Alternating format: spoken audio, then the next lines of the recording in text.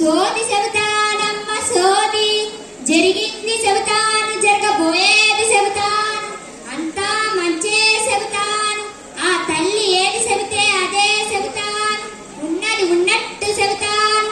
సోది చెబుతానమ్మ సోది. పలకరింపులకు దూరంగా ఉంటున్నారండి. నేను ఒక విషయం చెప్తానండి, నేను ఎవరు తప్పుగా అనుకోబాకండి. ఈ రోజుల్లో పిల్లలందరూ చదువు మీద దృష్టి పెట్టట్లేదండి. ఎలా ఉంటున్నారంటే పలకరింపులకు దూరంగా ఉంటున్నారండి. వాట్సాప్ లో మెసేజ్ మాత్రం సకసకా ఎడుతున్నారండి. ప్రేమ, ఆప్యాయత, స్నేహాలకు మాత్రం దూరంగా ఉంటున్నారండి.